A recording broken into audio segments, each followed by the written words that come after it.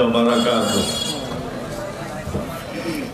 إن الحمد لله وحده والصلاة والسلام على من لا نبي بعده وعلى آله وأصحابه ومن تبعهم بإحسان إلى يوم الدين. أما بعد، فقد أرشد الباري في معظم تنزيله وعظيم خطابه بعد أعوذ بالله من الشيطان الرجيم: يا أيها الذين آمنوا اتقوا الله حق تقاته ولا تموتن إلا وأنتم مسلمون. يا أيها الناس اتقوا ربكم الذي خلقكم من نفس واحدة وخلق منها زوجها وبث منهما رجالا كثيرا ونساء واتقوا الله الذي تساءلون به والأرحام إن الله كان عليكم رقيبا. يا أيها الذين آمنوا اتقوا الله وقولوا قولا سديدا يصلح لكم أعمالكم ويغفر لكم ذنوبكم ومن يطع الله ورسوله فقد فاز فوزا عظيما.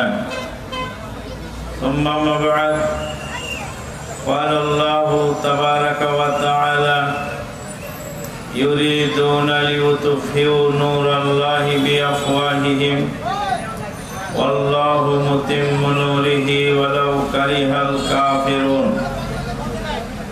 وقال النبي الأمين صلى الله عليه وسلم: لا تقوم الساعة حتى تلحق قبائل من أمتي باليهود والنصارى وفي رواية بالمشركين حذو النعل بالنعل إلى آخر الحديث أو كما قال عليه الصلاة والسلام। যাবতীয় প্রশংসা সেই মহান আল্লাহ পাকের জন্য, যিনি মহামারী করোনা ভাইরাসের ভিতরে নানা প্রতিকূল পরিবেশ ডিঙ্গিয়ে আজকে একটি মনোরম পরিবেশে যুব সমাজ কর্তৃক আয়োজিত এই মহতী অনুষ্ঠানে যোগদান করার সুযোগ দিয়েছেন, সেই আল্লাহ পাকের বারগাহে শুকরিয়া আলহামদুলিল্লাহ। দরুদ ও সালাম বর্ষিত হোক নবী মুহাম্মদুর রাসূলুল্লাহ সাল্লাল্লাহু আলাইহি ওয়াসাল্লামের প্রতি। আল্লাহুম্মা সাল্লি আলা মুহাম্মাদিন ওয়া আলা আলি মুহাম্মাদ কামা সাল্লাইতা আলা ইব্রাহিম ওয়া আলা আলি ইব্রাহিম ইন্নাকা হামিদুম মাজিদ। আল্লাহুম্মা বারিক আলা মুহাম্মাদিন ওয়া আলা আলি মুহাম্মাদ কামা বারাকতা আলা ইব্রাহিম ওয়া আলা আলি ইব্রাহিম ইন্নাকা হামিদুম মাজিদ। মহতারাম সভাপতি, মাননীয় পরিচালক, উপস্থিত ওলামায়ে কেরাম ও সুধী মণ্ডলী, দূর দূরান্ত থেকে আগত সমাগত ভক্তিভাজন মুরব্বিয়ান, সমবয়সী বন্ধুবর্গ, স্নেহের বয়োকনিষ্ঠ ভ্রাতৃ ও শ্রোতৃমণ্ডলী, জবানিকার অন্তরালে, অদূরে সুদূরে শ্রদ্ধাস্পদিনী স্নেহাশিস মা ও ভগ্নীগণ, যেই সময় যুবকদের চরম দুর্দিন চলছে, যুবকদের চূড়ান্ত অবক্ষয় চলছে, সেই সময়ে এক শ্রেণী যুবকদের আয়োজিত এই প্রোগ্রাম আমাদেরকে প্রেরণা যোগায়। ঝঞ্ঝা বিক্ষুব্ধ পৃথিবীর এই প্রতিকূল পরিবেশে যুবকেরা যে এখনো অনেক যুবক যারা আছেন কোরআন এবং সহিহ সুন্নাহর খেদমত করার জন্য এটা আল্লাহ পাকের বারগাহে আবারও শুকরিয়া আদায় করতে হয় আলহামদুলিল্লাহ। এরপরে শুকরিয়া আদায় করছি এলাকার যুব সমাজকে, মানবতার সেবা ফাউন্ডেশন নওদাপাড়া রাজশাহী, যার প্রেরণাদাতায় রয়েছেন আমাদের মাননীয় ওয়ার্ড কমিশনার জনাব শাহাদত হুসাইন শাহু ভাই হাফেজাহুল্লাহ। আল্লাহর নবী বলেন, লা ইয়াশকুরিল্লাহ মান লা ইয়াশকুরিন নাস। যে ব্যক্তি মানুষের শুকরিয়া আদায় করতে পারে না, যে ব্যক্তি মানুষের শুকরিয়া আদায় করতে জানে না, সে ব্যক্তি আল্লাহর শুকরিয়া আদায় করতে পারে না। মানুষের সামান্য অনুদানের শুকরিয়া যদি মানুষ না করতে পারে, আল্লাহর বিশাল অনুদানের শুকরিয়া আদায় তার দ্বারা সম্ভব নয়। এই জন্য যারা এই মহতী উদ্যোগের আয়োজক, উদ্যোক্তা, সহযোগিতা, পরামর্শদাতা, সবারই শুকরিয়া স্বরূপ তাদের জন্য প্রাণ খোলা দোয়া করি, আল্লাহ যেন এই মজলিসকে পরকালের নাজাতের ওসিলা বানিয়ে দেন, আল্লাহুম্মা আমিন। আমরা যেই মজলিসে বসেছি, এরা একটি তালিমি মজলিস। কোরআন সুন্নাহ থেকে কিছু শিক্ষা গ্রহণ করা এবং কিছু শিখিয়ে দেওয়া, এই কাজ এই মজলিসের। এটা একটি ভ্রাম্যমান ইন্টারন্যাশনাল ইউনিভার্সিটিও বটে, ভ্রাম্যমান আন্তর্জাতিক বিশ্ববিদ্যালয়, ওয়াজ মাহফিল। পৃথিবীর এমন কোনো বিদ্যালয় নাই যেখানে সহজে ভর্তি হওয়া যায়। ভর্তি হতে হলে অনেক কাগজপাতি, অনেক কিছু লাগে, কিন্তু এই ওয়াজ মাহফিল এমন এক বিদ্যালয়, এখানে যে কেউ যখনই যে কোনো ভাবে ভর্তি হওয়ার সুযোগ পায়, এতে কোনো সন্দেহ নেই। এমনকি অমুসলিমেরাও যদি চান, তাহলে ওয়াজ মাহফিল থেকে কিছু নসিহত হাসিল করার সুযোগ তাদেরও আছে। এখানে কোনো বয়সের সীমারেখা নাই। এই যে তালিম মানে শিক্ষা দেওয়া, এই শিক্ষা দেওয়ার কাজ সর্বপ্রথম যিনি চালু করেছিলেন তিনি হলেন মহান আল্লাহ। মহান আল্লাহ রব্বুল আলামিন, তিনি মানব জাতির প্রথম শিক্ষক। আল্লাহ পাক বলেন, আউযু বিল্লাহি মিনাশ শাইতানির রাজীম। ওয়া আল্লামা আদামাল আসমাআ কুল্লাহা সুম্মা আরাদাহুম আলাল মালাইকাতি ফাকাল আনবিউনি বিআসমাই হাউলা ইন কুনতুম সাদিকিন। ক্বালু সুবহানাকা লা ইলমা লানা ইল্লা মা আল্লামতানা ইন্নাকা আনতাল আলিমুল হাকীম। ওয়া আল্লামা আদামাল আসমাআ কুল্লাহা। আদম আলাইহিস সালামকে আল্লাহ পাক সৃষ্টি করে সব বস্তুর নাম শিখিয়ে দিলেন।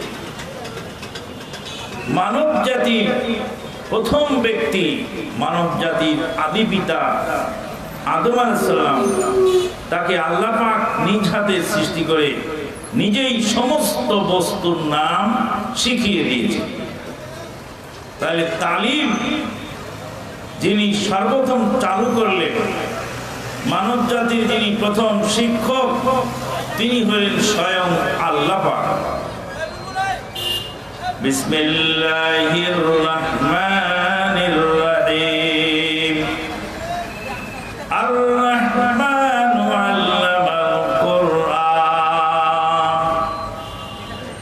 খালাকাল ইনসানা আল্লামাহুল বায়ান।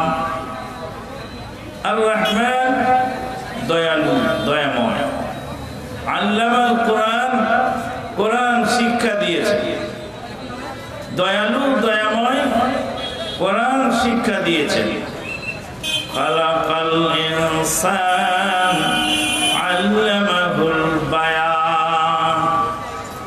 মানুষকে সৃষ্টি করে মানুষকে ভাষা জ্ঞান দান করেছে। পৃথিবীতে কত ভাষা। বছর দুয়েক আগে যখন মালয়েশিয়ার সফরে গেলাম, মালয়েশিয়ার ইমিগ্রেশনের একজন অফিসার আমার পাসপোর্ট হাতে নিয়ে বললেন, কি মানা নামু পার কি, কি মানা নামু পার কি। আমি বললাম সায়া পার কি সুঙ্গাই বুলু, সায়া পার কি জহর বারু, সায়া পার কি আমপাং কেলাং কাজাং উত্তরা জায়া মাসু জায়া এটসেট্রা। কি মানে নামু পার কি, সে তার ভাষায় আমাকে জিজ্ঞেস করলো। যারা জানেন না তারা তো বুঝলেন না যে কি বলবো। জিজ্ঞেস করলেন তুমি কোথায় যাবে।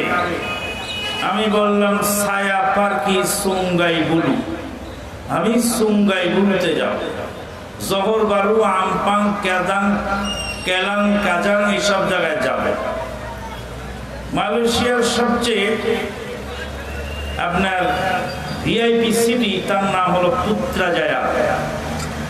সেই পুত্রাজায়াতেই আছেন বিশ্ববরেণ্য দায়ী ডাক্তার জাকির নায়েক হাফেজাহুল্লাহ। ডাক্তার জাকির নায়েক স্যারের সাথে পুত্রাজায়ায় দেখা হলো তার বাসায়। সেখানে প্রায় ঘন্টাখানেক হৃদ্ধতাপূর্ণ আলোচনা হলো। আমি বললাম আমাদের খুব কষ্ট লাগে, আমাদের নামের এখানে লেখা পিস টিভি বাংলা।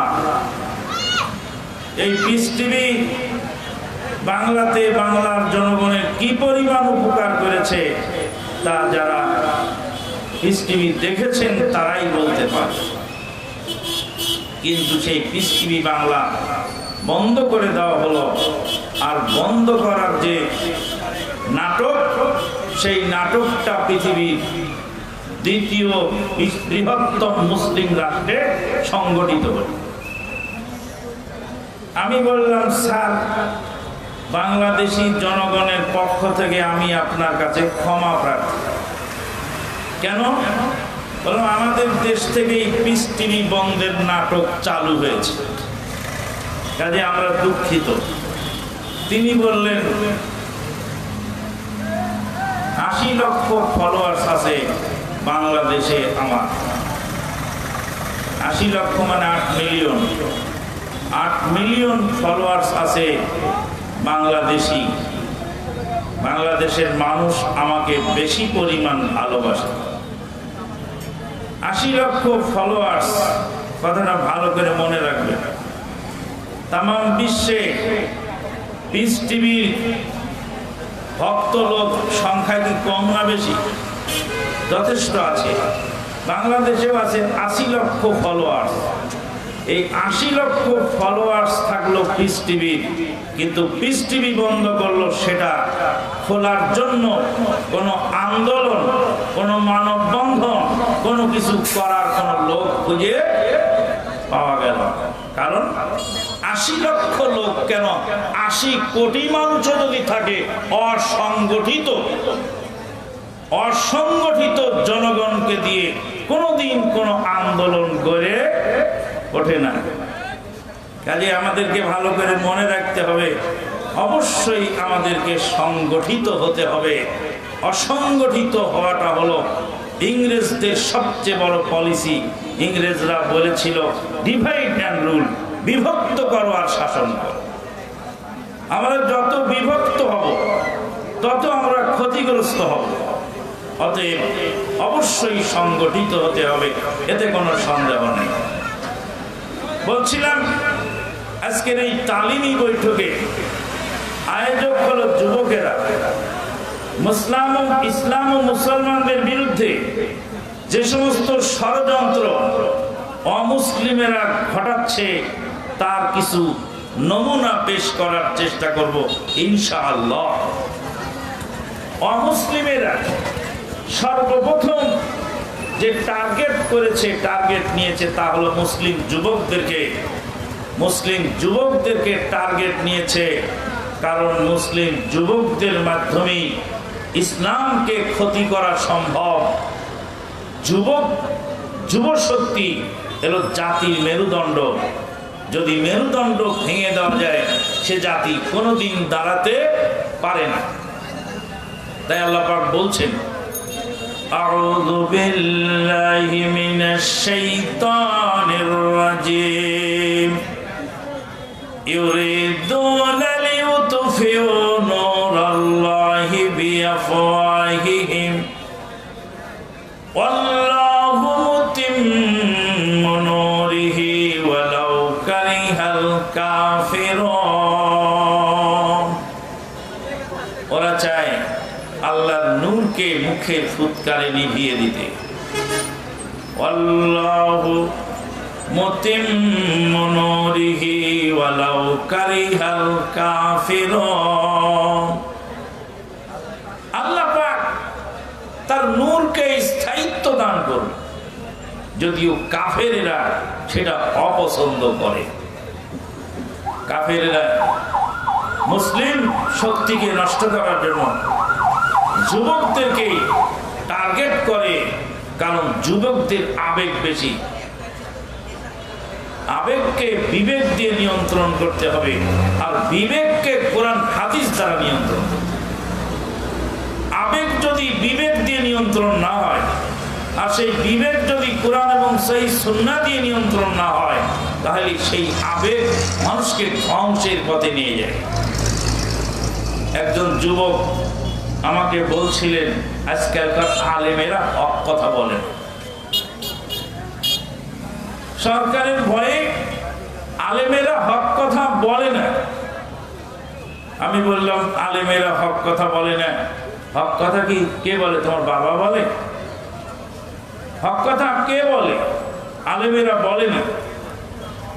সরকারকে গালি দেওয়া যদি হক কথা হয়, সেই হক কথা আমরা বিশ্বাস করি না। রাস্তা অবরোধ করে জনজীবনকে অচল করে দেওয়া যদি হক কথা হয়, সেটা আমরা বিশ্বাস করি না। ইসলাম মানার আগে বুঝা খুব জরুরি।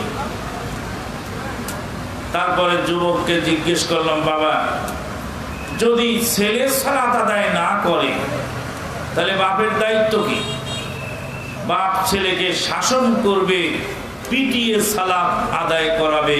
যদি 10 বছর বয়স হয়, 10 বছর বয়স হয়েছে, ছেলে সালাত আদায় করে না, বাপের কাজ হলো ছেলেকে পিটিয়ে সালাত আদায় করানো। কিন্তু বাপ যদি সালাত আদায় না করে, তাহলে কি বেটা বাপকে পিটতে পারবে? না, পিটার হাদিস তো আছে। বাপ পিটবে ছেলেকে সালাত না পড়লে, তাহলে ছেলেও কি বাপকে পিটতে পারবে? না, পিটার অনুমতি বাপকে নেই। কেন? ছেলে বাপের অধীনে, বাপ কিন্তু ছেলের অধীনে নয়। রাসূলুল্লাহ সাল্লাল্লাহু আলাইহি ওয়াসাল্লাম বলেন, আলা কুল্লুকুম রাঈন ওয়া কুল্লুকুম মাসউলুন আন রাইয়াতিহি। তোমরা প্রত্যেকেই দায়িত্বশীল, কম বেশ প্রত্যেকেরই কিছু না কিছু দায়িত্ব আছে। ওয়া কুল্লুকুম মাসউলুন আন রাইয়াতিহি, আর তোমাদের প্রত্যেকেই সেই দায়িত্ব সম্পর্কে কিছু জিজ্ঞাসিত হবে। দায়িত্বের জিজ্ঞাসা থেকে বাঁচা কঠিন হবে। এবার আপনারা বলুন, আমরা কি সরকার আমাদের দায়িত্বশীল, নাকি আমরা সরকারের দায়িত্বশীল? সরকার কি আমাদের দায়িত্বশীল নাকি আমরা সরকারের দায়িত্বশীল? আমরা কি সরকারের অধীনে না সরকার আমাদের অধীনে? সরকারকে পিটিয়ে দেশকে অচল করে শাসন করে সরকারকে দুরস্ত করার দায়িত্ব আল্লাহ আমাদেরকে দেননি। হাসরের ময়দানে যদি আল্লাহ জিজ্ঞেস করেন, তুমি মাদানী আমানুল্লাহ, তোমার দেশের সরকার প্রধান, বিরোধী দলীয় প্রধান, এরা তো সব বোরকা পরেনি, তুমি তাদেরকে পিটিয়ে বোরকা পরাওনি কেন? জবাব দেওয়া সম্ভব না। আমার স্ত্রী বোরকা যদি না পরে, আমার মেয়ে যদি বোরকা না পরে, পর্দা না করে, তাহলে তাদের দায়িত্ব আমার উপরে, তারা আমার অধীনস্থ, জিজ্ঞাসা আমাকে করা হবে তাদের সম্পর্কে। আমরা দেশের জনগণ, আমরা যদি কোনো ভুল করি, দেশের সরকার আল্লাহর দরবারে জবাবদিহির কাঠগড়ায় দাঁড়াবে। ভালো করে মনে রাখতে হবে, ইব্রাহিম আলাইহিস সালাম পারেননি তার পিতাকে হেদায়েত করতে, নূহ আলাইহিস সালাম পারেননি তার ছেলেকে হেদায়েত করতে, আমাদের নবী মুহাম্মদুর রাসূলুল্লাহ সাল্লাল্লাহু আলাইহি ওয়াসাল্লাম তিনি পারেননি আপন চাচাকে হেদায়েত করতে। অতএব হেদায়েত আমাদের হাতে নয়। আল্লাহর নবী সাল্লাল্লাহু আলাইহি ওয়াসাল্লাম মুহাব্বতের চাচা আবু তালেবকে বহু চেষ্টা করলেন হেদায়েত করবার জন্য, একবার কালেমা পড়াবার জন্য, কিন্তু যখন সেটা সম্ভব হলো না, তখন তিনি চিন্তিত হলেন। আল্লাহ পাক বললেন, ইন্নাকা লা তাহদি মান আহবাব ওয়ালাকিন্নাল্লাহা ইয়াহদি মান ইয়াশাউ ইলা সিরাতিম মুস্তাকিম। হে নবী, আপনি হেদায়েত করতে সক্ষম নন, হেদায়েত আপনার হাতে দেওয়া হয়নি, আল্লাহ যাকে ইচ্ছা তাকে হেদায়েত দান করে থাকেন। হেদায়েত নামক মূল্যবান সম্পদ, এটা টাকা দিয়ে কিনে পাওয়া গেলে ধনীরা হেদায়েত কিনে নিতে পারত, গরিবদের নসিবে কোনো হেদায়েত থাকতো না। হেদায়েত এমন একটা মূল্যবান সম্পদ, এরা যদি বুদ্ধির বিবেচনায় বন্টন করা হতো, বুদ্ধিমানেরা হেদায়েত পেয়ে যেত, যাদের বুদ্ধি কম তারা হেদায়েত পেত না। হেদায়েত যদি বন্টন করার জন্য নেতৃবৃন্দের হাতে দেওয়া হতো, নেতৃবৃন্দ, এমনও নেতৃবৃন্দ আছে যারা গরিব দুঃখী মানুষের রিলিফের চাল চুরি করে খায়, হেদায়েত তারা চুরি করে করে নিজের দলের লোকদেরকে দিত, অন্য দলের লোক কোনো হেদায়েত পেত না। আল্লাহ পাক হেদায়েত বন্টন করার দায়িত্ব নিজ হাতে রেখেছেন। গুরুত্বপূর্ণ জিনিসগুলি আল্লাহ নিজ হাতে রেখেছেন, এটা অন্যকে বন্টনের দায়িত্ব দেননি। বৃষ্টির পানি, এটা বন্টনের দায়িত্ব আল্লাহ নিজের হাতে রেখেছেন। মানুষের হাতে দিলে নিজের এলাকায় এলাকায় বৃষ্টির ব্যবস্থা করত। বাতাস, অক্সিজেন, যেটা ছাড়া মানুষ বাঁচে না, সেটা আল্লাহ পাক নিজের দায়িত্বে রেখেছেন, নিজের জিম্মায় রেখেছেন। বাতাস ছাড়া মানুষ বাঁচে না। যারা গাড়ি বন্ধ করে মানুষকে কষ্ট দিতে পারে, ঠিক অনুরূপভাবে বাতাস যদি মানুষের হাতে আল্লাহ নিয়ন্ত্রণের দায়িত্ব দিতেন, তাহলে বাতাস বন্ধ করে লক্ষ লক্ষ মানুষকে খুন করে ফেলত। অনুরূপভাবে যারা দায়িত্বশীল, তারা নিজেদের লোককে বাতাস দিত, তাদের অপোজিট পার্টির লোককে কোনো বাতাসের ব্যবস্থা থাকতো না। আল্লাহ রাব্বুল আলামিন এই সমস্ত মৌলিক চাহিদার চেয়ে, মৌলিক প্রয়োজনের চেয়েও বেশি মূল্যবান হেদায়েত, সেই হেদায়েত আল্লাহ পাক রেখেছেন নিজের হাতে। অতএব আমরা পারবো না মানুষকে হেদায়েত করতে। আমাদের কাজ কি? ওমা আলাইনা ইল্লাল বালাগ। এটা সত্য, এটা মিথ্যা, এটা ঠিক, এটা বেঠিক, এটা ন্যায়, এটা অন্যায়, আমরা পরিষ্কার ভাষায় তাদেরকে বলে দেব। বলে দেওয়ার পরে তারা মানবে বা না মানবে সেটা তাদের ব্যাপার। ওমা আলাইনা ইল্লাল বালাগ। বন্ধুগণ, আজকে যুব সমাজকে ধ্বংসের জন্য যেই কাজ শুরু হয়েছে, যেই পদ্ধতিগুলি অবলম্বন করা হচ্ছে, তার মধ্যে প্রথম নম্বর পদক্ষেপ হলো সহশিক্ষা, নারী পুরুষের অবাধ মেলামেশা। আজকে মহিলা মাদ্রাসার এই পার্শ্ববর্তী মহিলা আল মারকাজুস সালাফি মহিলা শাখার এই বিল্ডিংয়ের কাজ যে চলছে, ওখানে বিদেশিদের উদ্দেশ্যে কিছু কথা বলতে গিয়ে সেই কথাগুলি বলতে হলো যে আমাদের দেশে সহশিক্ষার কুপ্রভাবে ভালো ছেলে ইউনিভার্সিটিতে ভর্তি হচ্ছে, সেখান থেকে শয়তান লম্পট হয়ে বের হয়ে আসছে। ঢাকা ইউনিভার্সিটিতে প্রায় 30,000 ছাত্র ছাত্রী লেখাপড়া করে, চরিত্র নিয়ে ইউনিভার্সিটিতে ঢোকে আর চরিত্র হারিয়ে নিঃস্ব হয়ে অধিকাংশ ছেলে মেয়ে ফেরত আসে। কেন? সহশিক্ষা এই নারীর লোলুপ দৃষ্টি যুবকদেরকে ধ্বংসের দ্বার প্রান্তে নিয়ে যায়। বহু মেধাবী ছাত্র মহিলার খপ্পরে পড়ে তাদের জীবনকে নষ্ট করে ফেলেছে। এই জন্য আল্লাহ পাক পর্দা ফরজ করেছে। পর্দা এমন ফরজ, এত বড় ফরজ, পর্দার এত বড় গুরুত্বপূর্ণ ফরজ আর একটা আছে কিনা আমার জানা নেই।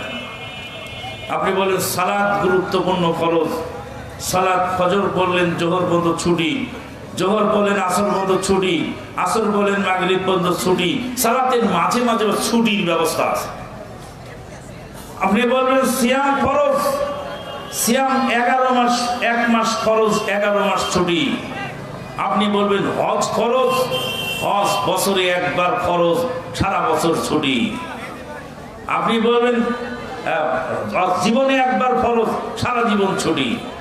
আপনি বলবেন যাকাত ফরজ, যাকাত বছরে একবার ফরজ আর সারা বছর ছুটি। পর্দা কখন থেকে কখন মতো ফরজ? পর্দার জীবনের শুরু থেকে ফরজ শুরু হয়, পর্দা মরা পর্যন্ত পর্দা ফরজ থাকে। মরার পরে সেই মরার লাশকে পর্দা সহ ডাকতে হয়। পর্দা মুসলিমের জন্য ফরজ, পর্দা মুসলিমের জন্য জরুরি। কোন মুসলিমকে উলঙ্গ করার অধিকার আপনার নেই, কোন মুসলিমের সামনে উলঙ্গ হওয়ার এখতিয়ার আপনার নেই। মুসলিম অমুসলিম সবাই পর্দা করবে, নারী পুরুষ সবাই পর্দা করবে। পর্দা একটি গুরুত্বপূর্ণ ফরজ। আজকে সেই ফরজটা নষ্ট হয়ে হাজার হাজার যুবকের চরিত্র নষ্ট হচ্ছে। আউযু বিল্লাহি মিনাশ শাইতানির রাজিম। ওয়াকারনা ফি বুয়ুতিকুন্না ওয়ালা তাবাররাজনা ওয়ালা তাবাররাজনা তাবাররুজাল জাহিলিয়াতিল উলা। আল্লাহ পাক বলছেন ওয়াকারনা ফি বুয়ুতিকুন্না, হে নারী সকল, তোমরা তোমাদের বাড়ির মধ্যে বাড়ির মধ্যেই অবস্থান করো। ওয়াকারনা ফি বুয়ুতিকুন্না ওয়ালা তাবাররাজনা তাবাররুজাল জাহিলিয়াতিল উলা। প্রাক জাহিলিয়াতের মতো রাস্তায় উলঙ্গ হয়ে বেহায়াপনা নিয়ে হাঁটাচলা করো না। একজন মহিলা, তার জিম্মাদার হলো মোট মৌলিক 4 জন। কয়জন? একজন মহিলার মৌলিক জিম্মাদার হলো 4 জন। একজন হলো তার পিতা। মেয়েটা যখন প্রথম ভূমিষ্ঠ হয়, জন্ম নেয়, তখন তার পিতার দায়িত্বে থাকে। পিতা যদি অপারগ হয় অথবা মারা যায়, তখন তার ভাইয়ের দায়িত্বে থাকে। বিবাহ হয়ে গেলে স্বামীর দায়িত্বে চলে যায়। স্বামী মারা গেলে বা স্বামী অপারগ হলে তখন সেই ছেলের দায়িত্বে চলে যায়। একজন মহিলার শেল্টার দেওয়ার জন্য, একজন মহিলার ভরণ পোষণ দেওয়ার জন্য, একজন মহিলাকে খাবারের ব্যবস্থা দেওয়ার জন্য 4 জন পুরুষকে আল্লাহ পাক নিয়োগ করেছেন। শুরু জীবনে পিতা, তারপরে ভাই, বিয়ের পরে স্বামী, তারপরে ছেলে। ওই জন্য মহিলারা কোনো সময় নিজের বাড়িতে বাস করে না। মহিলারা বাস করে যে বাড়িতে, সেটা হলো স্বামীর বাড়ি। বাপের বাড়ি, ছেলের বাড়ি, ভাইয়ের বাড়ি। মহিলাদের নিজস্ব কোনো বাড়ি থাকে না, মহিলারা বাপের বাড়িতে থাকে, ভাইয়ের বাড়িতে থাকে, স্বামীর বাড়িতে থাকে। কিন্তু আল্লাহ পাক বললেন, হে মহিলারা, তোমরা তোমাদের বাড়িতেই অবস্থান করো। ওয়াকারনা ফি বুয়ুতিকুন্না, তার মানে বাড়িতে অবস্থান করার কারণে বাড়িটা তাদের নামে আল্লাহর তরফ থেকে রেজিস্ট্রেশন করে আল্লাহ পাক বলছেন তোমরা তোমাদের বাড়িতেই থাকো। ওয়ালা তাবাররাজনা তাবাররুজাল জাহিলিয়াতিল উলা, বলবেন মহিলারা কি রাস্তায় বের হবে না? অবশ্যই বের হবে। ইয়া আইয়ুহান নবী কুল লিআজওয়াজিক ওয়া বানাতিকা ওয়া নিসাইল মুমিনিন ইউদনিনা আলাইহিন্না মিন জালাবিবিহিন যালিকা আদনা আন ইউরাফনা ফালা ইউযাইন। হে নবী, আপনি আপনার স্ত্রীদেরকে, কন্যাদেরকে এবং মুমিনা রমণীদেরকে বলে দিন, তারা যখন রাস্তায় বের হবে তখন যেন তারা তাদের চাদর আবৃত করে বের হয়। ইউদনিনা আলাইহিন্না মিন জালাবিবিহিন্না যালিকা আদনা আন ইউরাফনা ফালা ইউযাইন। তাদেরকে চিনতে সহজ হবে, এরা নবী পরিবারের সদস্য। শালীন পোশাক পরে বের হবে, ভদ্রতা মার্জিত পোশাক পরে, ভদ্র মার্জিত পোশাক পরে বের হবে। মানুষ বুঝবে যে এরা হলো নবী পরিবারের সদস্য। নবী পরিবারের সদস্যরা ভদ্র মার্জিত পোশাক পরে বের হবে। যালিকা আদনা আন ইউরাফনা ফালা ইউযাইন, চিনা সহজ হবে, আর তাদেরকে কষ্ট দেওয়া হবে না, বিরক্ত করা হবে না। আজকে আমরা দেখি যে আমাদের যুবকদের পর্দা বেশি কিন্তু মেয়েদের কম। যুবকরা যে জামা গায়ে দেয় তার জামার বোতাম থাকে গলায়, গলা পর্যন্ত ঢাকা, তারপরে যদি টাই পরে তাহলে তো আরো আটকে গেল। জামার হাতাটা থাকে কবজি পর্যন্ত, এখানে আর একটা বোতাম দিয়ে আটকানো থাকে। জামাটা চলে যায় ফুল প্যান্টের নিচে, ইন করে দেয়, এবার গোটা শরীরের অংশ একদম ভেঙে গেল। আর ফুল প্যান্ট চলে গেল টাকনার নিচে, তারপরে আছে মোজা, তারপর আছে কেটস, শু, যাই বলেন যাই হোক আছে, আপাদ মস্ত একটা যুবকের ঢাকা থাকে, কিন্তু একজন মেয়ের অতটুকু ঢাকা থাকে না। মেয়েরা অধিকাংশই বেশি উশৃঙ্খল। মেয়েদেরকে নিয়েও ইহুদি নাসারাদের টার্গেট আছে, কারণ ফ্যাক্টরিতে আপনার টাকশালে যদি সবাই ঢোকার সুযোগ পায়, টাকশালে যদি ব্যারিকেড উঠিয়ে দেওয়া হয়, যেমন জাল নোটের ছড়াছড়ি হবে, অনুরূপ ভাবে নারীর পর্দা যদি তুলে দেওয়া হয়, তাহলে জাল মানুষ, ভেজাল মানুষ, জারজ সন্তান ছড়িয়ে পড়বে। মা এমন একটি ব্যক্তি যে মায়ের কারণে মানুষ পরিবর্তন হয়, মায়ের কারণে মানুষের ভালো মন্দ নিরূপণ হয়। ইতিহাস সাক্ষী, একজন নবী ইব্রাহিম আলাইহিস সালাতু ওয়াস সালাম, আরেকজন নবী নূহ আলাইহিস সালাতু ওয়াস সালাম। নূহ আলাইহিস সালামের ছেলে কেনান বাপের কথা শুনলো না, মহাপ্লাবনে ভেসে চলে গেল। ইব্রাহিম আলাইহিস সালামের ছেলে ইসমাইল আলাইহিস সালাতু ওয়াস সালাম বাপের চাকুর তলে জীবন বিসর্জন দিল। আল্লাহ জীবন বিসর্জন দেওয়ার জন্য প্রস্তুত হলো আল্লাহ সন্তুষ্টি অর্জনের জন্য।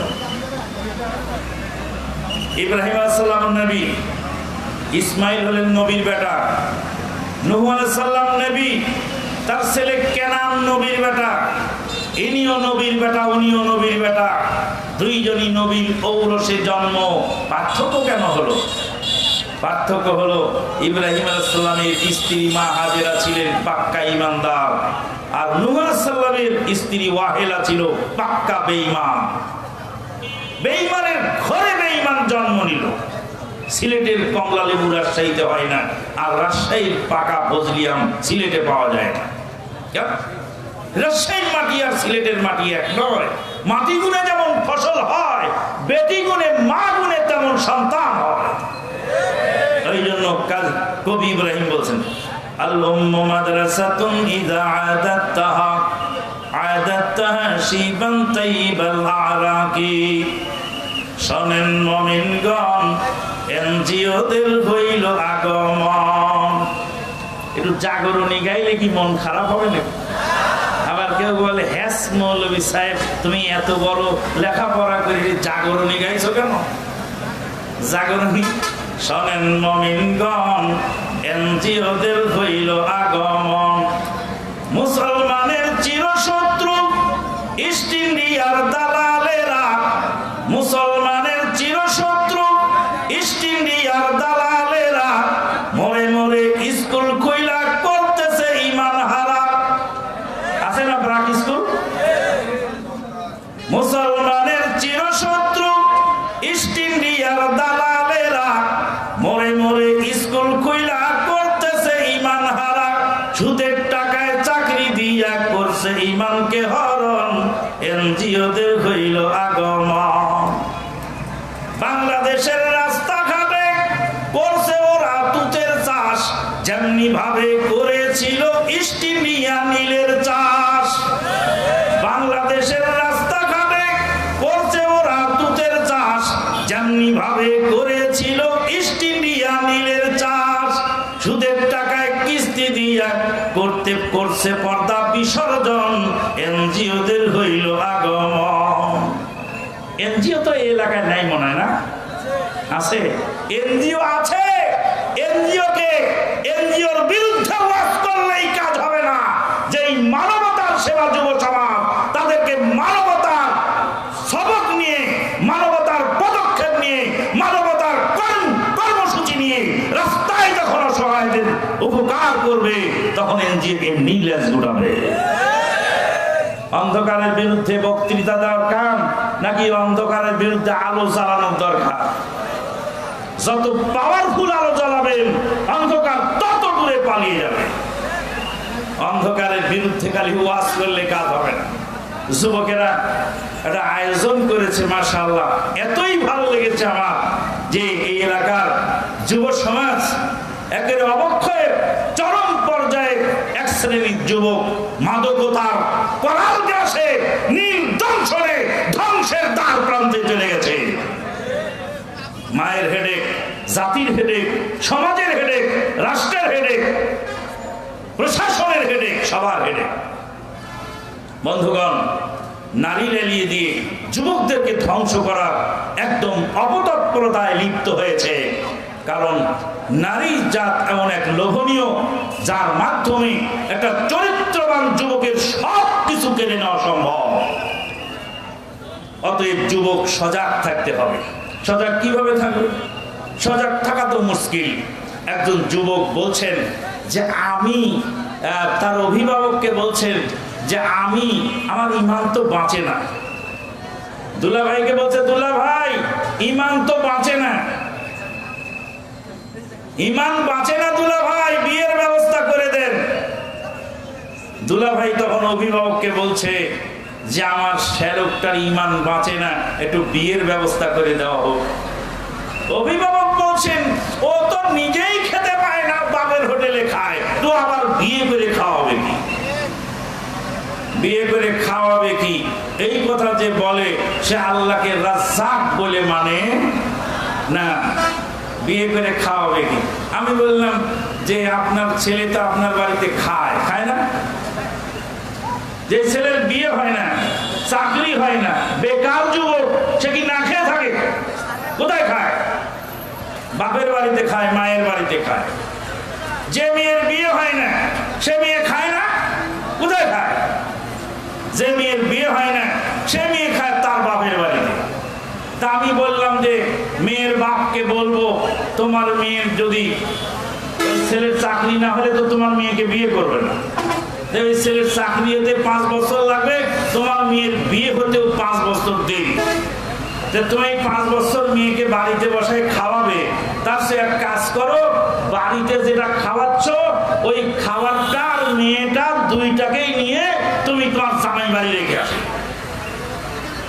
জামাইকে বলো যে আমার মেয়েকে রাখো আমার বাড়িতে, বিয়ে হওয়ার আগ পর্যন্ত 5 বছর খাইতো, 5 বছরের খোরাক তোমার বাড়িতে দিয়ে গেলাম, তুমি বাপের হোটেলে খাও আর আমার মেয়েটা আমি দিয়ে গেলাম। কিন্তু সমস্যা কারণ শ্বশুর বাড়িতে 3 দিনের বেশি খাওয়া যায় না। মাসলা পুরোপুরি ঠিক নেই, একটু গোলমাল হয়ে গেছে। কারণ হলো যে আল্লাহর নবীর স্ত্রী মা আয়েশা সিদ্দিকার বিয়ে হয়েছিল 6 বছরে। কয় বছরে? 6 বছর বয়সে আয়েশা সিদ্দিকা রাদিয়াল্লাহু তাআলা আনহার বিয়ে হয়েছিল। আর সেই আল্লাহর নবী আবু বকর সিদ্দিকের বাড়ি থেকে মা আয়েশা সিদ্দিকা নিজের ঘরে উঠিয়ে নিলেন যখন, তখন বয়স হয়েছিল 9 বছর। মা আয়েশা বাপের বাড়িতে বিয়ের পরে কয় বছর ছিলেন? 3 বছর। তাহলে শ্বশুর ইচ্ছা করলে তার মেয়েকে 3 বছর রাখতে পারে, আর জামাই ইচ্ছা করলে 3 বছর শ্বশুর বাড়িতে বউ রাখতে পারে। যে সমস্ত টাকাওয়ালা লোক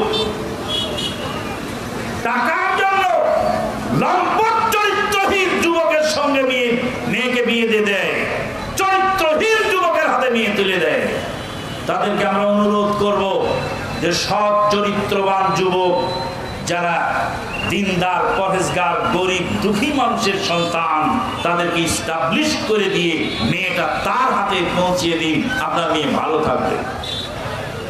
আমি যৌতুক দেওয়ার কথা বলছি না, যৌতুকের কথা বলছি না, যৌতুক হারাম। কিন্তু শ্বশুর যদি স্বেচ্ছায় তার জামাইকে প্রতিষ্ঠিত করে দেয়, কোন শরীয়ত কোন মাসলায় তাকে বাধা দেওয়া নেই। মুসা আলাইহিস সালাম ঘুষি মারছিলেন না? কোথায়? মিশরে। ঘুষি মারার পরে একটা ঘুষি মারছে, এক ঘুষিতেই লোকটা কি গেছে? মারা গেছে। ইচ্ছা করে মারছেন না, ইচ্ছা করে মারেননি। এখান থেকে একটা শিক্ষণীয় আছে যুবকদের জন্য, ভালো করে শুনুন। মুসা আলাইহিস সালাম ঘুষি মারলেন, ঘুষি খেয়ে লোকটা মারা গেল। মুসা আলাইহিস সালাম সারা জীবন আল্লাহর কাছে কাঁদলেন যে আমি অনিচ্ছা সত্ত্বে একটি মানুষ মেরে ফেললাম। ফাস্তাগফারা রাব্বাহু ফাগাফারা লাহু, কুরআন বলছে আল্লাহর কাছে মুসা আলাইহিস সালাম ক্ষমা চাইলেন এই অনিচ্ছাকৃত খুনের কারণে।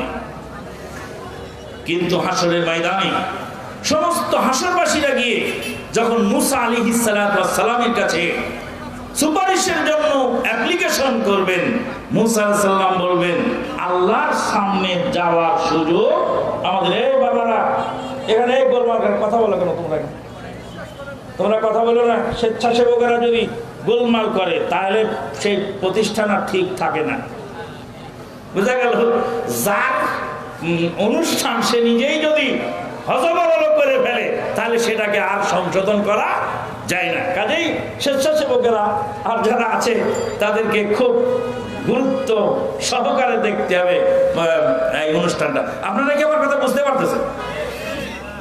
মুসা আলাইহিস সালাম ঘুষি মারলেন, খুন করার জন্য মারছিলেন না, লোকটাকে একটু আদব শিক্ষা দেওয়ার জন্য, একটু শায়েস্তা করার জন্য ঘুষি মারলেন। ঘুষি মারার পরে লোকটা কি হয়ে গেল? মারা গেল। ফাকাদা আলাইহি ফাস্তাগফারা রাব্বাহু ফাগাফারা লাহু।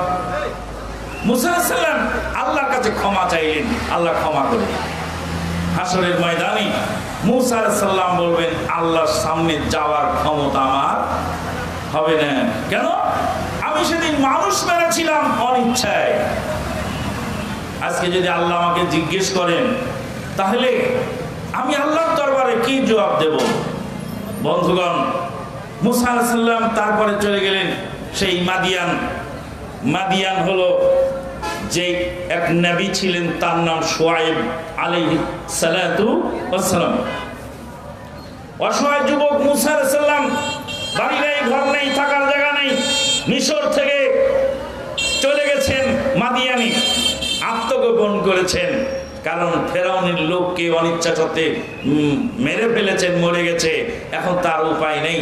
তাই নিরুপায় হয়ে তিনি মাদিয়ানে গেলেন। শুআয়ব আলাইহিস সালাম বললেন, ও মুসা, তুমি এক কাজ করো, আমার বাড়িতে 8 বছর ছাগল চড়াও। কয় বছর? 8 বছর। 8 বছর ছাগল চড়াও। এই 8 বছরের ছাগল চড়ানোর পরে এবার আমার এই 2 মেয়ের 1 মেয়েকে তোমার সঙ্গে বিয়ে দেব। কোরআনের আয়াত থেকে বোঝা গেল শ্বশুর বাড়ির ঘর জামাইও আপনি থাকতে পারবেন, শ্বশুরের কৃষি খামারে কাজ করেও আপনি খেতে পারবেন, শ্বশুরের ফ্যাক্টরিতে আপনি কাজও করতে পারবেন। শ্বশুর যদি বলে তোমাকে বেটি বিয়ে দিলাম, আমার ফ্যাক্টরি দেখাশোনা করো, পারবে না? কোরআনের এই ঘটনাগুলি তো আমাদের শিক্ষণীয়। আজকে এই ব্যবস্থা যদি হয়ে যায়, আমরা আরব দেশে দেখেছি ধনাঢ্য ব্যক্তিরা বেকার যুবকদের বিয়ে করার জন্য কিছু অর্থনৈতিক সহযোগিতা দিয়ে থাকেন, কিন্তু আমরা কোন সময় বেকার যুবককে উৎসাহ দেই না, সব সময় নিরুৎসাহিত বলি, আর বলি আগে নিজের পায়ে দাঁড়া, তারপরে বেটা বিয়ের কথা বল। লজ্জা করে না? বাপের বাড়ি খায় আবার বিয়ের কথা বলিস?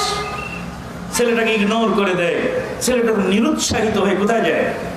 খারাপের দিকে আস্তে আস্তে মাদকের দিকে আকর্ষিত হয়, বন্ধু বান্ধবের দিকে আকর্ষিত হয়, জিএফ এর দিকে আকর্ষিত হয়, জিএফ এর দিকে আকর্ষিত হয়। কালকে এক ভাই বলছিলেন, বলছে যেই চাকুতে 2 দিকে কাটে, যেই চাকুতে 1 দিকে কাটে তার নাম হলো নাইফ। তার নাম কি? নাইফ মানে কি? চাকু। যেই চাকুতে 1 দিকে কাটে সেই চাকুর নাম হলো নাইফ, আর যেই চাকুতে সব দিকে কাটে তার নাম ওয়াইফ। তার নাম কি? ওয়াইফ। বাপের বাড়িতে তুই আমার বাপের বাড়ির ঘর জামাই থেকে আবার তুই আমার উপর কথা বলিস। কিন্তু শুআয়ব আলাইহিস সালামের মেয়ে ভদ্র, মুসা আলাইহিস সালাম তার বাপের বাড়ির ছাগলের রাখাল বলে আমি নবীকে খাটো করছি না, আমি বলতে চাচ্ছি যে তার বাপের বাড়িতে রাখালি করার পরেও তাকে স্বামী বলে মানতে তার কোনো দ্বিধাবোধ হলো না। কি রে, আমার বাড়ির ড্রাইভারের সাথে মেয়ে বিয়ে দেবো, এই মেয়েকে মেরে ফেলবো, তাও বিয়ে দিব না। তারপরে যখন পালিয়ে যায় তখন গাধা পানি ঘোলা করে খায়, পালিয়ে যাওয়ার পরে গাধা পানি ঘোলা করে খায়। আল্লাহ নবী সাল্লাল্লাহু আলাইহি ওয়াসাল্লাম একটা বিয়ে করাচ্ছিলেন, বুখারীতে হাদিস এসেছে। হ্যাঁ, যুবককে আল্লাহ নবী বলে, ইয়া মাশারাশ শাবাব, হে যুবকেরা, মান ইসতাতাআ মিনকুমুল বাআতা ফালিয়াতাযাওয়াজ ফাইন্নাহু আগাদ্দু লিল বাসারি ওয়া আহসানুল ফারাজ। যাদের বিয়ে করার সামর্থ্য আছে তারা বিয়ে করো। রাসূল সাল্লাল্লাহু আলাইহি ওয়াসাল্লাম বিয়ে করাচ্ছেন, সামর্থ্য নাই যুবকের। বিরাট লম্বা ঘটনা বুখারীতে এসেছে। রাসূল সাল্লাল্লাহু আলাইহি ওয়াসাল্লাম বলেন, মহরানা দাও। কয় মহরানা তো নাই। মহরানা কোথায় পাবো? বলে ইলতামিস, হাদিসের ভাষা ইলতামিস, তালাশ করো, খোঁজো, ওয়ালাউ কানা খাতামাম মিন হাদিদ। আপনারা কি আমার কথা বুঝতে পারতেছেন? ওয়ালাউ কানা খাতামাম মিন হাদিদ, একটি লোহার আংটি যদি খুঁজে পাও তাহলে সেটাই নিয়ে আসো, এটার বিনিময়ে তোমাকে বিয়ের ব্যবস্থা করে দিই। সাহাবী বলছেন, হে আল্লাহর নবী, আমার এই গায়ের কাপড় ছাড়া আমার কাছে কিছু নেই। আল্লাহর নবী সাল্লাল্লাহু আলাইহি সাল্লাম বললেন, তুমি কি কোরআন জানো? বলে, হ্যাঁ কোরআন জানি, কোরআনের অমুক অমুক সূরা জানি। রাসূলুল্লাহ সাল্লাল্লাহু আলাইহি সাল্লাম বললেন, যাওয়াজনাকাহা বিমা মাআকা মিনাল কোরআন, তোমার এই কোরআন শিক্ষার বিনিময়ে তোমার স্ত্রীকে কোরআনের সূরাগুলি শিখিয়ে দিও, এই বিনিময়ে তোমাকে বিয়ে দিলাম এই মেয়েটির সঙ্গে। আমরা যে বলি যে ইস্টাবলিশড হয়ে বিয়ে করতে হবে, ইস্টাবলিশড হয়ে বিয়ে করতে হবে এমন কোরআনের আয়াত আছে, কিন্তু আবার এমনও হাদিস আছে যে বাড়িতে লোহার আংটি নাই, গায়ের জামা ছাড়া কিছু নাই, তাকেও নবী বিয়ে করাচ্ছেন, মহরানা দেওয়ার ক্ষমতা নাই, কোরআনের বিনিময়ে মহরানা, কোরআনের বিনিময়ে মহরানা। হাদিস থেকে কয়েকটি মাসলা জানা গেল। কি কি জানা গেল? 1 নাম্বার জানা গেল, মহরানা বাকি রেখেও বিবাহ করানো যায়। নবী বললেন না তুমি আগে কোরআন পড়ায় আসো তারপরে বিয়ে পড়াই? বিয়ে যদি পরে পড়াতেন আর কোরআন যদি আগে পড়তে পাঠাতেন তাহলে কি হতো? গোলমাল হয়ে যেত, বিয়ের আগে হয়ে যেত। ওই জন্য রাসূলুল্লাহ সাল্লাল্লাহু আলাইহি ওয়াসাল্লাম কি করলেন, বলে বিয়ে পড়ায় দিলাম, কোরআনটা পরে শিখাই দিই। মহারানা বাকি থাকলো কিনা কথা বলেন? যে হুজুর বলে মহারানা বাকি রাখলে জেনার কাট করায় দাঁড়াবে, ওই হুজুর হাদিসই জানে না। রাসূলুল্লাহ সাল্লাল্লাহু আলাইহি ওয়াসাল্লাম বলেন এখন বিয়ে পড়ালাম, বিয়ের পরে তোমার স্ত্রীকে কোরআন শিখাই দিও। কোরআন শিখানোটা মহারানা বাকি থাকলো না? মহারানা বাকি রেখে বিবাহ করানো যায়। দুই নাম্বার হলো কোরআন পড়িয়েও টাকা নেওয়া যায়। কোরআন পড়িয়ে টাকা নেওয়া যায়, ওয়াজ করে টাকা নেওয়া যায়, খুতবা দিয়ে টাকা নেওয়া যায়, হারাম নয়। কেন? কারণ হলো যে মহারানার টাকা দেওয়া উচিত ছিল, সেই টাকা না দিয়ে কি দিল? কোরআন শিখিয়ে দিল। তাহলে কোরআন শিখানোর কারণে টাকা কি হয়ে গেল? মাফ হয়ে গেল। অতএব টাকার বিনিময়ে যদি মহারানা টাকার বিনিময়ে যদি কোরআন শিখানোর বিনিময়ে যদি টাকা মাফ হয়ে যায়, তাহলে টাকার বিনিময়ে কোরআন শিখানো যায়। এক শ্রেণীর লোকটা চাকরি করে সুদী ব্যাংকে, আর ফতোয়া দিচ্ছে ভাড়াটিয়া ইমামের পিছনে সালাত হয় না। ভাড়াটিয়া ইমামের পিছনে সালাত হয় না মানে ওর পিছনে সালাত পড়বে না। ভাড়াটি ইমাম যদি কেউ বলে তাহলে বুঝতে হবে তার ইমানের খালাল আছে। লালু এমপি আর ভুল মন্ত্রী ইমামের বেতন নির্ধারণ করেন নাই, ইমামের বেতন নির্ধারণ করেছেন স্বয়ং নবী মুহাম্মদুর রাসূলুল্লাহ সাল্লাল্লাহু আলাইহি ওয়াসাল্লামের ঘোষিত যে আমার পরে নবী হলে ফারুক আজম ওমর নবী হতেন। সেই উমরে ফারুক রাদিয়াল্লাহু তাআলা আনহু ইমামের বেতন নির্ধারণ করেছেন। অতএব ভাড়াটিয়া ইমাম বলার সুযোগ নেই। বন্ধুগণ ভালো করে শুনে নিন। এক লোক আমাকে জিজ্ঞেস করলো, আমরা তো ইমামের বেতনওয়ালা ইমামের পিছনে সালাত পড়বো কিনা।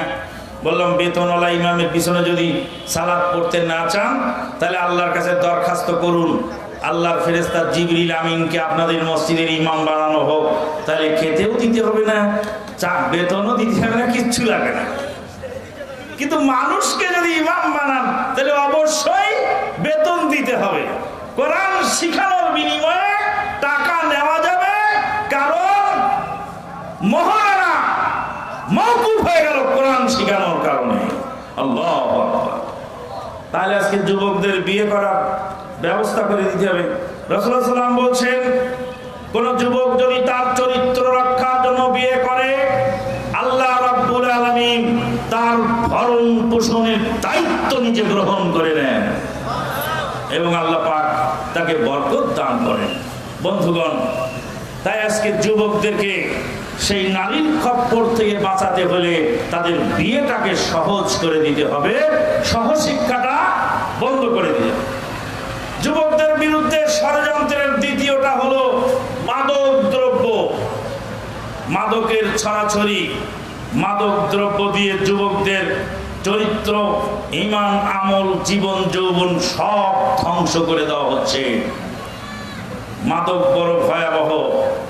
এক শ্রেণী অসাধু মাদক ব্যবসায়ীরা নিজেদের ব্যবসার সুবিধার্থে এই মাদক দ্রব্য বাজারে চালু রেখেছে। অথচ মাদক দ্রব্য উৎপাদন, বিতরণ সব নাজায়েজ। আজকে যুবকেরা মাদকের নীল দংশনে একদম দিশেহারা হয়ে পড়েছে অধিকাংশ যুবক। আল্লাহ রাব্বুল আলামিন মাদক দ্রব্যকে হারাম করেছেন, নবী সাল্লাল্লাহু আলাইহি ওয়াসাল্লাম হাদিসের ভাষায় হারাম করেছেন। আজকে সেই মাদক দ্রব্য চলছে অবাধে। গেছিলাম রংপুর হারাগাছে ওয়াজ করতে, বিড়ির কোম্পানির মালিক স্টেজে বসা।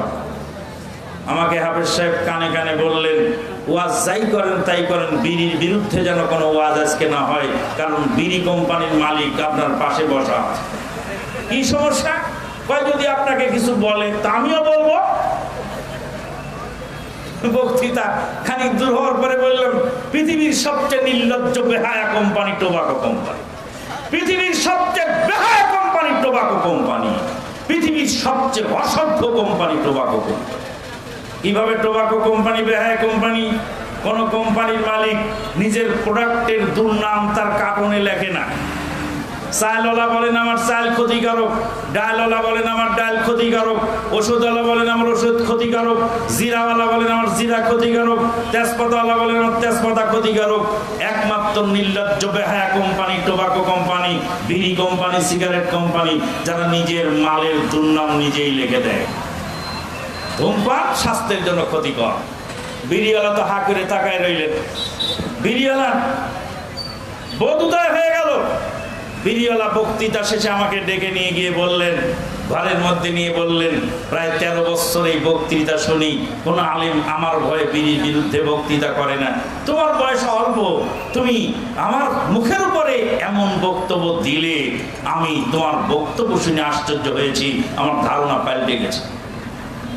তোমার বক্তব্য ঠিক আছে, আর আমার ব্যবসাটা হারাম। আল্লাহর কাছে দোয়া করো এই ব্যবসাটা যেন আমি ছাড়তে পারি। আমি বললাম, চাচা দোয়া করলেই যদি সব কাজ হতো তাহলে মক্কার ঘরের মূর্তি রাসূল দোয়া করে শেষ করে দিতেন। আপনার এই বিড়ির ব্যবসা ছাড়তে হবে, দৃঢ় সংকল্প নিতে হবে। বিড়িওয়ালা একদিন ধাক্কা খেলেন আমার কাছে, তার আগে ধাক্কা খেয়েছিলেন আহলে হাদিস আন্দোলনের মহতারাম আমিরে জামাত প্রফেসর ডক্টর আসাদুল্লাহ গালিব স্যারের কাছে। ডক্টর গালিব স্যার মহতারাম আমিরে জামাত গেছিলেন সেই হারাগাছে কনফারেন্সে। বিড়িওয়ালা তার স্ত্রীকে বলছেন, মেহমানকে বাসায় নিয়ে আসবো, ভালো করে রান্না করো। বলে, মিসাই কষ্ট দিও না, মেহমান তোমার বাসায় খাবে না। মহতারাম আমিরে জামাত বক্তৃতা শেষে গাড়ি রেডি, গাড়িতে উঠলেন, গাড়ি টান দিয়ে চলে আসলো। তারপরে বিড়িওয়ালা খালি হাতে বাড়িতে ফেরত গেল। বিবি বলল, তোমার মেহমান কোথায়? ভাই, মেহমান তো চলে গেছে, কিন্তু তুমি কি করে বুঝলে যে আমার বাড়িতে উনি খাবেন না? আমি এত বছর যাবত মাসিক তাহারিক করি, তার লেখা যদি ঠিক থাকে বিড়ির বাড়িতে সে খেতে পারে না। আর যদি বিড়িওয়ালা বাড়িতে খায় তাহলে বুঝবো তার লেখা মিথ্যা, তার আমার আলাদা। বন্ধুগণ, প্রায় 7 বছর পরে বিড়িওয়ালার সাথে আবার দেখা। বিড়িওয়ালা টাইলস বিছাই দিয়েছে মসজিদে, মসজিদ উদ্বোধন করতে এসেছে। বললাম, চাচা বিড়ির ব্যবসা কি ছাড়ছেন? কয়, বাবা এখনো পারিনি। তারপরে কি হয়েছে আমি আর খোঁজ নেই। বলছিলাম, এই মাদক দিয়ে যুবকদেরকে ধ্বংস করা হচ্ছে। প্রশাসন একা পারবে না যুবকদেরকে এই মাদক থেকে ফিরে আনতে।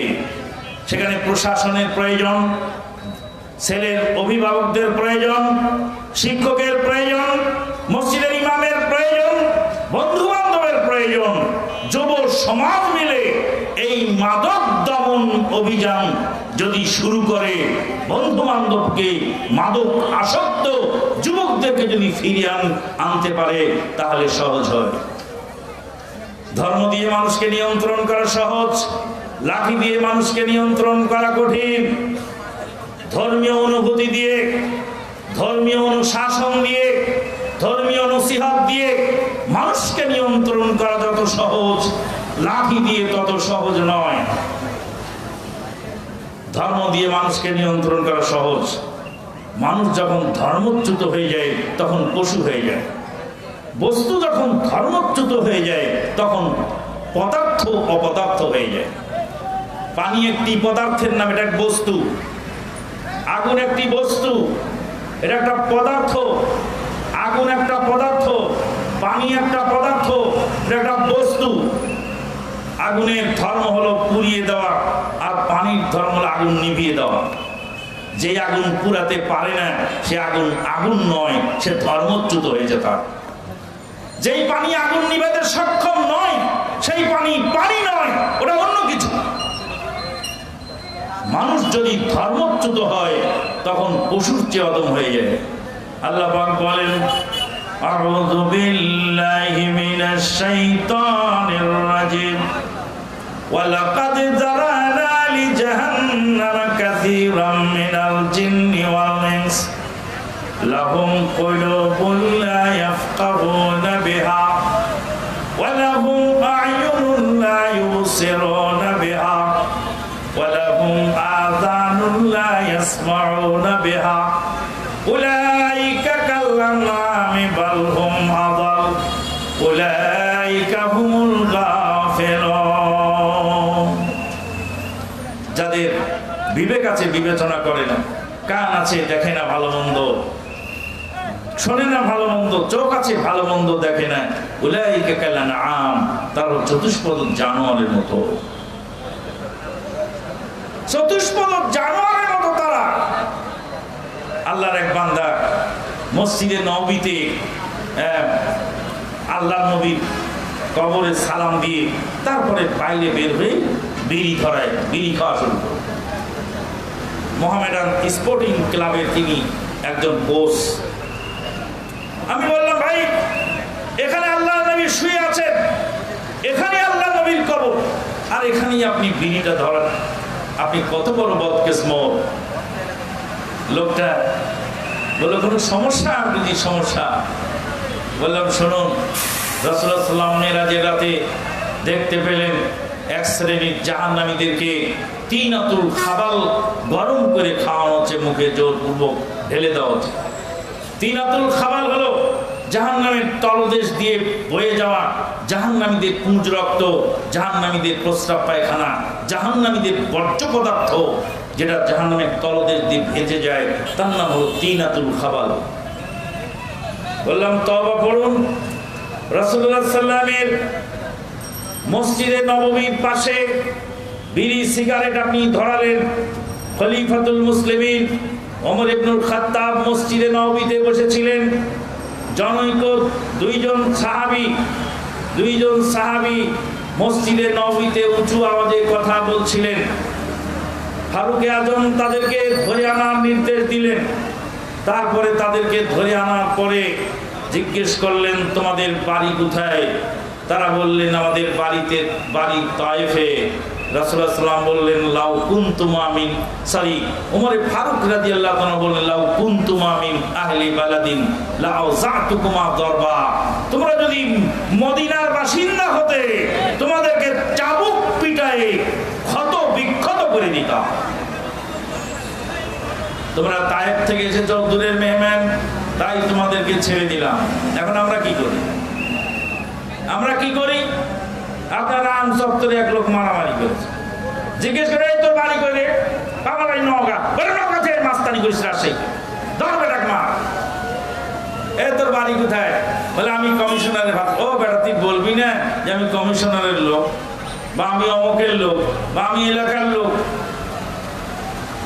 ওমর ফারুক রাদিয়াল্লাহু তাআলা বললেন, তারফানি আসওয়াতাকুমা ফি মসজিদিন নবী, তোমরা নবীর মসজিদে উঁচু আওয়াজে কথা বলো, অথচ নবীর কবরের উপর লেখা আছে লা তারফাউ আসওয়াতাকুম ফাওকা সাউতিন নবী, তোমরা তোমাদের আওয়াজকে উঁচু করো না নবীর আওয়াজের উপরে। নবীর আওয়াজের উপরে আওয়াজ উঁচু করো না, আওয়াজকে নিম্নগামী করো। মসজিদে নববীতে জোরে কথা বলার অপরাধে তাদেরকে পিটার আপনার হুমকি ওমর ফারুক রাদিয়াল্লাহু তাআলা দিয়েছিলেন। আর আপনি মসজিদে নববীর পাশে রাসূলুল্লাহ সাল্লামের কবরের পাশে সিগারেট ধরালেন। তিনাতুল খাবাল খাওয়ার জন্য রেডি হন। আল্লাহর বান্দা পকেট থেকে 555 সিগারেট মুচড়িয়ে ভেঙে পায়ের তলায় দিয়ে বললেন, ও সিগারেট, তোকে এতদিন হজম করতাম, আজকে আমি তোকে পায়ের তলায় ফেললাম। তাই যুবকদেরকে বলবো, যে সমস্ত যুবকেরা মাদক আসক্ত, তারা যেন তওবা করে ফিরে আসে। তওবা করে ফিরে আসলে বিগত দিনের সকল নেকি, সকল পাপকে আল্লাহ নেকি দ্বারা বদলায় দিবেন। আউযু বিল্লাহি মিনাশ শাইতানির রাজিম। ইল্লা মান তাবা ওয়া আমানা ওয়া আমিলা আমালান সালিহা ফাউলাইকা ইউবাদদিলুল্লাহু সাইয়্যাতিহিম হাসানাত ওয়া কানা আল্লাহু গফুরার রহিমা। সূরা ফুরকান 70 নম্বর আয়াত। ইল্লা মান তাবা, যারা তওবা করে, ওয়া আমানা, ঈমান আনে, ইল্লা মান তাবা ওয়া আমানা ওয়া আমিলা আমালান সালিহা, আর ভালো কাজ করে, ফাউলাইকা সাইয়্যাতিহিম হাসানাত, আল্লাহ রাব্বুল আলামিন তাদের বিগত দিনের সকল পাপগুলি নেকি দ্বারা বদল করে দেন। সব পাপ নেকি দ্বারা বদল হয়ে যাবে। যুবক, মাদক থেকে ফিরে আসো, জেনা ব্যভিচার থেকে ফিরে আসো, পরনারী আসক্তি থেকে ফিরে আসো। আল্লাহর নবীর জামানায় জনৈক সাহাবী বললেন, ইয়া রাসূলুল্লাহ, আমি জেনা করতে চাই, আমাকে জেনা করার অনুমতি দিন। সাহাবায়ে কেরামগণ মারার জন্য প্রস্তুত হয়ে গেছেন। এত বড় বেয়াদব আল্লাহর নবীর কাছে জেনার অনুমতি চায়। নবী বলেন, কাছে আসো। সাহাবী কাছে আসলেন, বলে আরো কাছে আসো। উদনু মিন্নি ফাদানা মিনহু, কাছে আসো, আরো কাছে আসলেন। সুম্মা ক্বালা উদনু মিন্নি, আরো কাছে আসো সাহাবী। আল্লাহর নবী তার গায়ে হাত দিয়ে বললেন, যেই মহিলার সঙ্গে অপকর্মে লিপ্ত হবে, বললেন তোমার মায়ের সাথে, বোনের সঙ্গে, খালার সঙ্গে, ফুফুর সঙ্গে, কত আত্মীয় নাম উল্লেখ করে নবী বললেন, এদের সঙ্গে যদি কেউ অপকর্মে লিপ্ত হয়, তাহলে তুমি সেটা কি ভালো পাবে, ভালোবাসবে কিনা? সাহাবী বলেন, আমার জীবনের রক্ত থাকতে আমার মায়ের শ্লীলতাহানি করবে, তাকে আমি ছাড়বো না। আল্লাহর নবী বললেন, যার সঙ্গে তুমি অপকর্ম করতে চাও সে তো কারো মা, কারো বোন, কারো আত্মীয় স্বজন গো। সাহাবী, এই পাপ থেকে ফিরে আসো।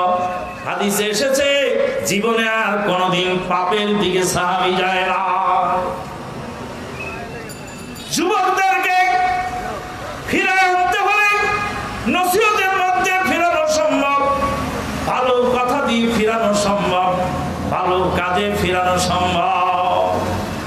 এই জন্যই আহলে হাদিস আন্দোলনের অঙ্গ সংগঠন আহলে হাদিস যুব সংঘ। যুবকদেরকে অনুরোধ করব যে আহলে হাদিস যুব সংঘে যোগদান করুন, নিজের জীবনকে গড়ে তুলুন। যুবকদেরকে 3 নাম্বার টার্গেট করাতে রাজনৈতিক বলির পাঠা। যারা রাজনৈতিক নেতা হয় তারা নিজেদের ছেলেরা মরে না, অপর ছেলের লাশের উপর দিয়ে তারা নেতা সাজে।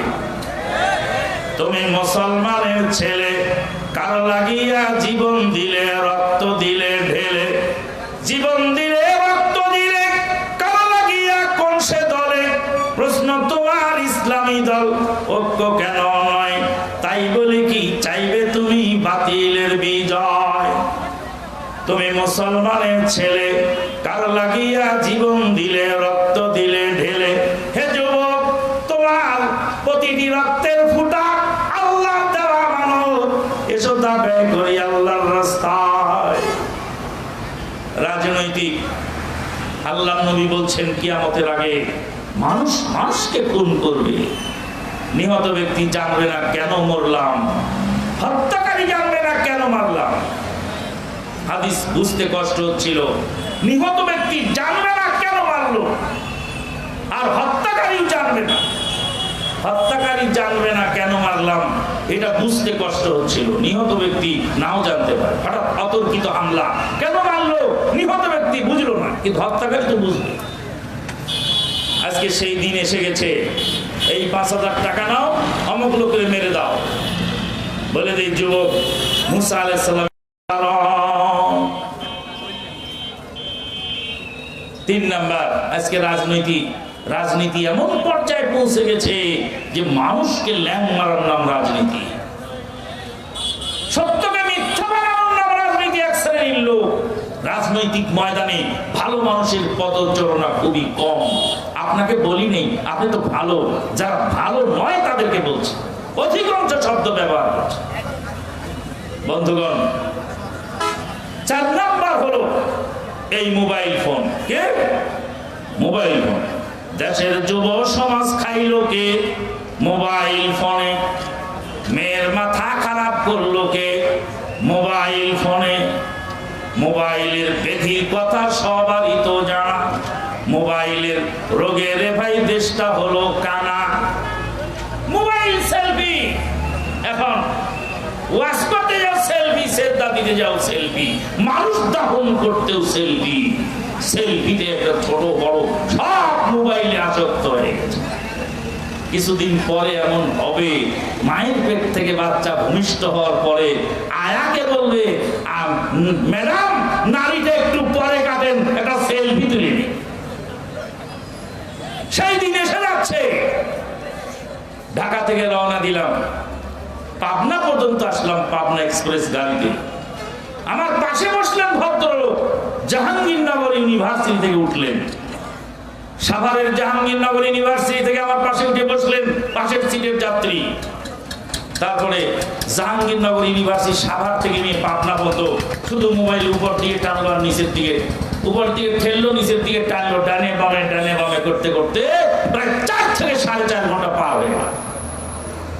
তারপরে পাবনার প্রযুক্তি বিশ্ববিদ্যালয়ের সামনে নেমে যাচ্ছে আর বলছে, আসসালামু আলাইকুম, আমি এই প্রযুক্তি বিশ্ববিদ্যালয়ের প্রফেসর, আমার নাম অমুক, বাড়ি আমার অমুক জায়গায়। আমি নাম আর বাড়ি বললাম না। কেন? কারণ পরিচিত হলে লজ্জা পাবে। প্রযুক্তি বিশ্ববিদ্যালয়ের প্রফেসর, আমার বাড়ি অমুক জায়গায়, আর আমি এই প্রযুক্তির প্রফেসর, আমি অমুক, আমার নাম। নেমে যাচ্ছে, আসসালামু আলাইকুম। আমি চটকে জামা টেনে ধরো, থামেন। জামা টেনে ধরো, থামেন। আমার একটা কথা বলে যান, আপনারা কেরাই বানিয়েছে এই প্রফেসর, এই প্রযুক্তির কেরাই বানিয়েছে? আপনি 4.5 ঘন্টা ধরে আমার পাশে 4 ঘন্টা বসে রইলেন, একটা মিনিট সালাম করার সুযোগ হলো না। যারা সময় বলছেন প্রযুক্তি প্রফেসর, আপনার মোবাইলের নেশা যদি এমন হয় তো আপনার ছাত্ররা কি করে? লোকটা হতভম্ব হয়ে গেল। আমি তো সেই মায়ের ছেলে, যেই মা হাসপাতালে গিয়ে ডাক্তারকে বলে, ডাক্তার তোর মাথায় কাপড় দাও। হাসপাতালে গিয়ে মহিলা ডাক্তারকে বলে, তোমার মাথায় আগুন জ্বলবে, মাথায় কাপড় দাও। আস্তিক ডাক্তারেরা বলে, খালাম আপনি খুব ভালো মানুষ। নাস্তিকেরা বলে, রুগী মানুষের বেশি কথা কাটবে। আমার আম্মা বলতেন, হক কথা বলেই যাবো, তুমি খুশি হবে যাবো, কিছু বলবো না। আমি তো সেই মায়ের সন্তান। তুমি প্রযুক্তির প্রফেসর নাকি দেশের প্রেসিডেন্ট? তুমি মোবাইল দেখো এইভাবে, তোমার ছাত্ররা কি করে? বন্ধুগণ, মোবাইল দেখতাম, এটা প্রযুক্তির একটি অবদান। এর মধ্যে কোরআন আছে, এটা চোখের পলকে বার করলেই এটা হয়ে যায়। এখন এক শ্রেণীর মুফতি মহোদয়, এই মুফতিদের ফতুয়ার অভাব নেই, যে জানে সেও ফতুয়া দেয়, যে জানে না সেও ফতুয়া দেয়। মুফতি মহোদয় বলছেন, মোবাইলের মধ্যে কোরআন থাকলে মোবাইল নিয়ে বাথরুমে যাওয়া যায় না। আমি বলছি, তুই মুফতি ও বাথরুমে যাস না, কারণ তোর মেমোরিতে কোরআন আছে। তোমার মেমোরিতে কোরআন আছে, তুমি বাথরুমে যেতে পারবা। তো মোবাইলের মেমোরিতে কোরআন আছে, মোবাইল বাথরুমে যাবে না কেন? আমরা নাকি পিস টিভির বক্তা, আমরা হলাম টেলিভিশন মার্কা বক্তা। বললাম আমরা টেলিভিশন মার্কা বক্তা, আমরা নেটের বক্তা, আমরা স্যাটেলাইটের বক্তা। বললাম স্যাটেলাইট তোমার দাদা সৃষ্টি করে নাই, স্যাটেলাইট সৃষ্টি করেছেন স্বয়ং আল্লাহ। স্যাটেলাইট কে সৃষ্টি করেছেন? দলিল? আল্লাহ মানুষ দলিল না দিলে হবে না। রাসূলুল্লাহ সাল্লাল্লাহু আলাইহি ওয়াসাল্লাম মেরাজের রাতে 7 আসমান পাড়ি দিয়ে ঘুরে চলে আসলেন। তারপরে এবার মক্কা এসে মক্কার কাফেরদেরকে যখন শোনালেন, তখন কয়, এতদিন তো তুমি যা কইছো তা তো আর মানি নাই, আর আজকে যা বলছো আরো ভয়ানক। বায়তুল মাকদেসে যেতে লাগে দ্রুতগামী ঘোড়ায় 2 মাস, আর তুমি এক রাতে বায়তুল মাকদেসে গেলে, বলো তো তোমার ইন্টারভিউ এখন নেব, বায়তুল মাকদেসের জানালা দরজা কয়টি? নবী সাল্লাল্লাহু আলাইহি ওয়াসাল্লাম চিন্তিত হয়ে গেলেন, আমি রাতের বেলায় বায়তুল মাকদেসে মেরাজে গেলাম, তো ওখানে তো জানালা দরজা গুণই নেই, বলবো কি করে? আমার আল্লাহ তার কুদরতি ক্যামেরা সেই বায়তুল মাকদেসের উপর মেরে দিলেন, আর তার ছবি এসে গেল। শেষ করতে পারবেন? তার ছবি এসে গেল মক্কায়। রাসূলুল্লাহ সাল্লাল্লাহু আলাইহি ওয়াসাল্লাম কে আল্লাহ বললেন, তুমি মক্কার মাটিতে দাঁড়িয়ে বায়তুল মাকদেসের ছবি আল্লাহর কুদরতি স্যাটেলাইটে তোমার সামনে স্ক্রিনে ভাসবে। নই তুমি দেখে দেখে বায়তুল মাকদেসের ওই জানালা দরজা গুনে গুনে মক্কার কাফেরদেরকে জানায় দাও। তাহলে স্যাটেলাইট কেন সৃষ্টি করছেন? আল্লাহ স্যাটেলাইটের মাধ্যমে আজকে গোটা বিশ্বে দাওয়াত পৌঁছে গেছে। আল্লাহু আকবার। ওয়া আখিরু দাওয়ানা আনিল হামদুলিল্লাহি রাব্বিল আলামিন। আজকের এই মাহফিলে আপনারা খুশি না বেজার? কারা কারা খুশি হাত তোলেন? আল্লাহ তোমার বান্দা সবাই খুশি, জাযাকুমুল্লাহ খাইরান। এই বৈঠকে দান টান তোলা লাগবে নাকি? এসার পরে, আচ্ছা ঠিক আছে। আপনারা বৈঠকি দান দিয়ে এই যুবকদেরকে উৎসাহ দেবেন।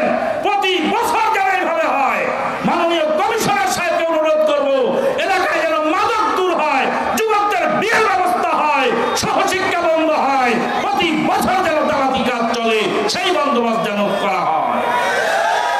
জাযাকুমুল্লাহু খাইরান ওয়া বারাকাল্লাহু ফীকুম। আমাদের আজকের এই মাহফিলের আয়োজক উদ্যোক্তা সবার জন্য আবারও দোয়া করি।